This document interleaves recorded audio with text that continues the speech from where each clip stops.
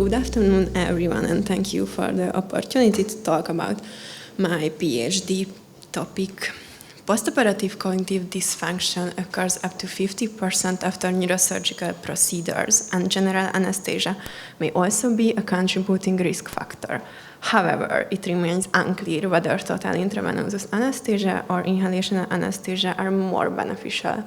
Our systematic review and meta-analysis found that patients receiving TIVA had significantly better postoperative cognitive scores in the long term when standardized across different scales used in practice.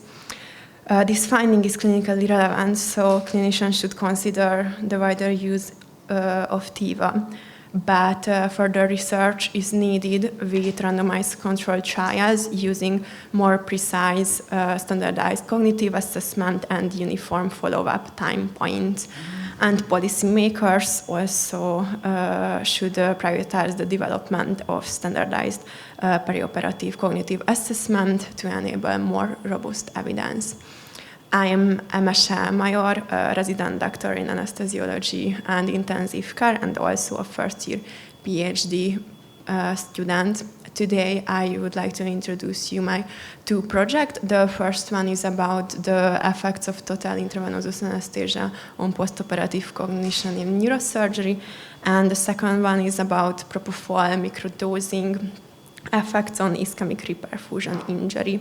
So let's start with the first one, the investigating the effects of total intravenous anesthesia on postoperative cognitive function in neurosurgery.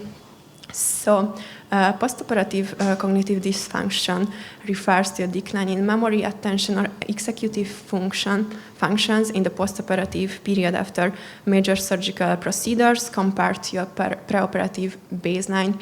We can measure cognitive functions with neuropsychological tests like the mini-mental state test or the Montreal Cognitive Assessment test. It develops up to 35–50% after neurosurgical procedures, which is higher than average in mixed surgical populations. Patients with POCD has an 84% higher mortality rate, and there is more long-term complications like loss of independence and reduced quality of life, and there is associated with increased healthcare cost. We know from preliminary studies and from animal studies that inhalational agents may have a role in the development of multiple neurotoxic pathways, and this mechanism may contribute in the development of POCD. In these figures, you can see from a randomized controlled trial that patients receiving sevoflurane has higher intraoperative reactive hydroxyradical levels, and the postoperative cognitive scores were lower following sevoflurane. But we don't have enough evidence to confirm this, so the aim of my project is investigating whether TIVA or balanced anesthesia is more beneficial in terms of POCD. We formed our clinical question based on this. So we included only adult patients to the analysis, and we were looking for cognitive scores for the primary outcome. And our hypothesis was that total intravenous anesthesia is superior in this term. So we performed the systematic search, and after the flowchart selection, we identified 22 reliable articles plus 7 during the citation chasing. And let's see the results. This first forest plot presents the standardized mean difference of short-term postoperative cognitive scores in adult patients undergoing intracranial surgery, and the two groups is the total intravenous anesthesia group and the inhalational anesthesia group. These scores are typically ranged from 0 to 28 or 30, where 0 means global cognitive damage and 30 means normal cognitive function. So the higher the score, the better the cognition. We included 3 RCT to the analysis with more than 200 patients both sides, and we observed low heterogeneity. The result was minus 0.38, which means that patients in INHA group had better postoperative cognitive scores on the first postoperative day. The finding was statistically significant, but maybe not clinically highly relevant, as on the first postoperative day, only a few hours after the surgery, mild cognitive deficit could be normal postoperative phenomenon. On the second forest plot, you can see the same, but in the long term. It means the articles reported postoperative cognitive scores more than 10 days after the surgery. We included 3 RCT again to the analysis with almost 70 patients both sides, and the heterogeneity was low again. And the result was 0.5, which means that patients in TIVA group had significantly better postoperative cognitive scores in the long term.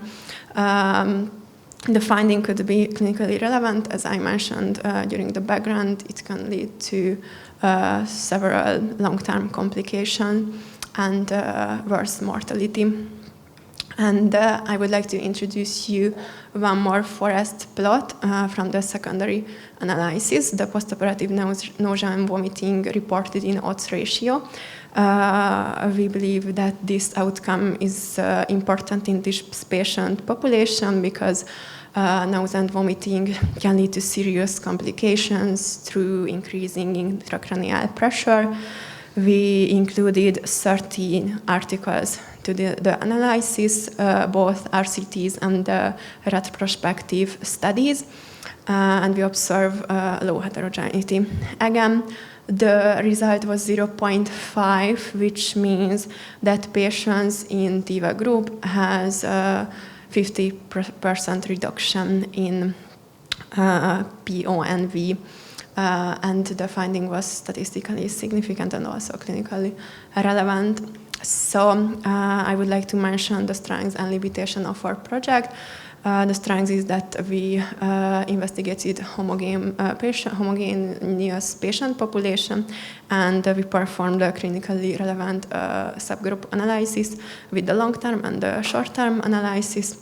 And the limitations were that the heterogeneity was high between the cognitive assessment in the studies, and the sample size was limited, especially in the long-term outcome. And for conclusion, we found a significant difference between the 2 groups favoring TIVA in long-term cognitive functions. And both in practice and research, there is a need for more standardized perioperative cognitive assessment. So with this project, I am in the manuscript writing phase. And I would like to introduce you just briefly my second project, which is investigating the effectiveness and safety of propofol post-conditioning on ischemic reperfusion in carotid endarterectomy with a randomized controlled trial. So this patient population are exposed to ischemic reperfusion injury during carotid clamping and reperfusion, and this can lead to cognitive deficit. And based on the neuroprotective and oxidative stress reducing properties of propofol, we hypothesized that propofol microdosing can reduce ischemic reperfusion injury and improve postoperative cognitive outcomes. So we performed our clinical questions regarding this. But this project is in a really early phase, and I hope I can tell you more on the next progress report. So I would like to close my for summary. I have 2 projects. The first one is about the effects of the TIVA on POCD in neurosurgery, and the second one is the propofol microdosing effects on ischemic reperfusion in carotid endarterectomy. So I would like to close my presentation with my favorite quote. it's a beautiful day to save lives from direct shepherd, and thank you for your kind attention.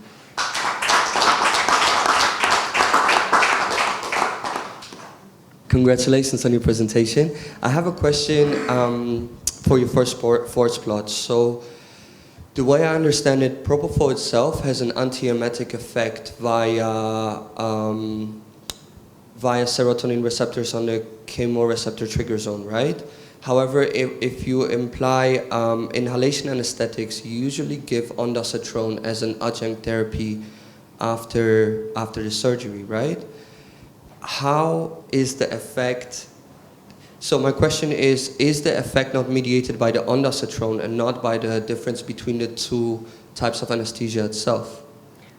Okay, so my first plot wasn't about it, but for answering your question, it was difference between the different studies that if they use other anti-emetic prophylaxis and not just the total intravenous anesthesia, or it wasn't, but it was balanced between the two sides. So if they give anti-emetic prophylaxis in one group, they give it to the other group. So it was fully balanced between the studies. Understood. Okay, thanks. How many scales did they use for POCD? Yeah, between the studies I identified, they used 3 different scales, but in one forest plot, I had to analyze only 2 different scales. So the studies used 2 different scales in the short-term plot and 2 different scales in the long-term. Okay, that's why you used SMDs, I presume. Yeah. That was the reason. I'm not sure I got everything of your presentation, but I understood that there is a question of clinical relevance, whether an SMD outcome is clinically relevant or not. Perhaps what would help is if you retransform it to one of the scales, and then you can assess. It makes more sense than just a standardized number. You can ask your statistician; they probably gladly help, and it could help the discussion of whether this result is relevant or not. Okay, thank you. It's a helpful idea. tool. Yeah, you just read any of the 2 scales that were used that is more understandable, more easier to explain. You could retransform it there. Yeah, one more thing on that. I was just wondering what you said. You showed one forest plot on the short-term effect and one on the long-term.